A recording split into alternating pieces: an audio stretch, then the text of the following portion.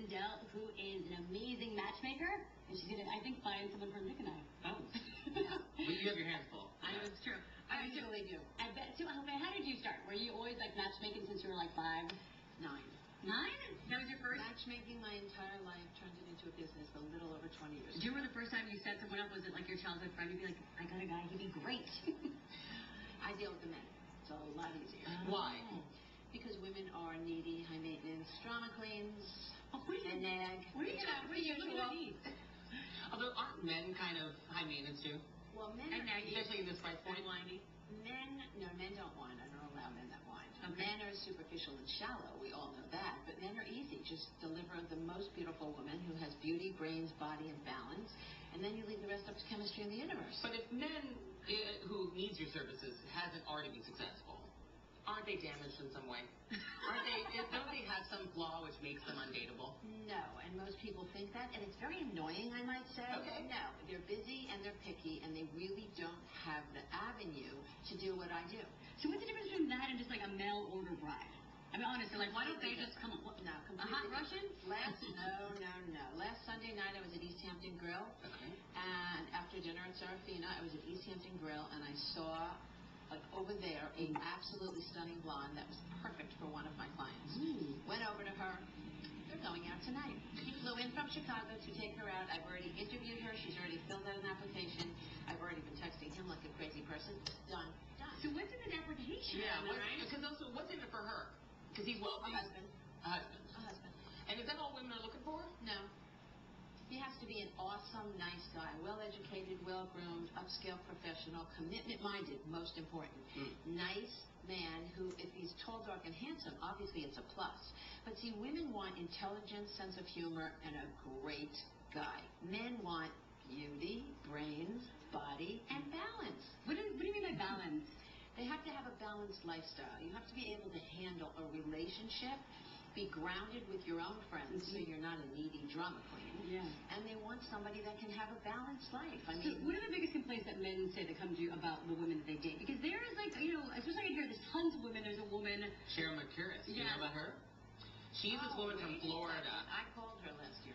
Did you? What did you tell her? I met her. I saw the article. Actually, I did. Let's just explain briefly. So Sharon McCurris is this woman from Florida who's been very successful, and she decided to rent a house for $1 million in Sagaponic, or Hampton, with the intention of finding a man in the Hamptons. Well, how those two things are related, I'm not quite sure. But she decided this is her strategy. So wait, okay, so Cheryl, And she was not successful last year, and now she's back this year. So if she's watching you, what should she not be doing? What do men? Well, I told her last year, when I bumped into her at Polo, I told her last year, she needs to talk to me and become a student so I can show her the ropes. I have JSU, which is Janis Spindel University. Okay. Right. I don't take women on as clients. I take women on as students because most women, I own the minds of men. I know what they want, and I know what women do wrong. And women do a lot of things wrong. Like what? Yeah. Help these people. Help them. I don't know. How about one thing? Time. Yeah. You know, it's a very competitive world out there. There are 2 million more women in this unbelievable city of New York or any major cosmopolitan city. There are more women than men. That's something that we can't control. So if women don't put their best foot forward and look right, speak right, are educated right, the whole list of not even enough toes and fingers that we all have for men, it's very difficult. Cheryl is a cute, she's an attractive girl. Yeah. She's definitely self-made really? and successful. She's petite. Okay. She's Oh my goodness. She's petite. Well, let's be honest. What does that even mean? She's not, She's not a young. She wouldn't launch 1,000 ships. Let's put it that way. Oh, she might. She's not Christy A Brinkley. little dingy. Okay. But she has cash, so that helps. That's okay, right? Well, man, I don't deal with people that are looking for money. That's not my thing. I can smell gold diggers a mile away, and I don't really, obviously I don't deal with men that are looking for cougars or rich women. That's not my thing either. It's very simple. I deal with commitment-minded, beyond amazing men who really have the entire package.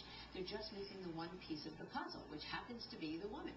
And considering that my net is 1,000,000 times wider than theirs, and I'll go up to any woman, anywhere, anytime, and start a conversation, because I own the minds of men, I see through their eyes, I know what they want, I'm out 25/8 gallivanting all over the Hamptons. So now that gay marriage is legal in New York, are you going to take on this new kind of cool?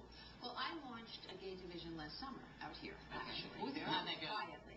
Well, it's not... Rainbow's End. It's not necessarily what is it called. It's just another division of Janis Spindel, Serious Matchmaking, Inc. But I've gone gay, as they say, and I sort of launched it in the single, I think it was called Singles Playground in the Hamptons, or something. So how was it? Was it successful? Or Well, harder? it's not. It's very interesting because whether you're gay, straight, or whatever, men want the same thing. I mean, obviously, gay men are still looking for a handsome guy with a great body. So it's sort of comparable to what regular straight men are looking for. They want a gorgeous woman with a great body. So you just have to sort of tweak it a little. I'm very selective in who I pick and choose as clients. If I feel I can deliver what men are asking for, whether they're gay or straight, and if I feel they're realistic with their expectations of what they're looking for, I will take them on. Do you ever tell a man, you know what, this woman's amazing, she's smart, she's cool, she's beautiful, on the inside, but you know what, she might be 10 pounds overweight or something? I've tried that, and I have to tell you, Robin, if the sentence doesn't get finished, the full sentence doesn't come out of my mouth. Men are that superficial. Beyond superficial. Beyond. Whereas a woman is fine if a guy is possibly short, possibly bald, or has a pot belly. If he's smart, funny, takes care of her, and is a really great guy. Maybe as someone who's in the minds of men, you might have a responsibility to change these minds of men. I'm just saying, why not? Well, look, that's different sales. No, why not? Why not? I can't change men, but I do tweak them a little. And I do, last night I got a call. I was at Georgia at a party, and my phone rings, and it's one of my Oklahoma clients.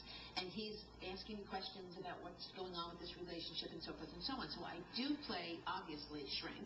I totally play their mother sometimes if I have to. I have a team that plays their image team and their fashion consultants. It sort of doesn't stop. You do it all. Well, thank you so much for joining us this morning. It was a treat to have you. We've learned a lot. Thank you. So now from someone that deals with men, now someone that plays with wood. Artist,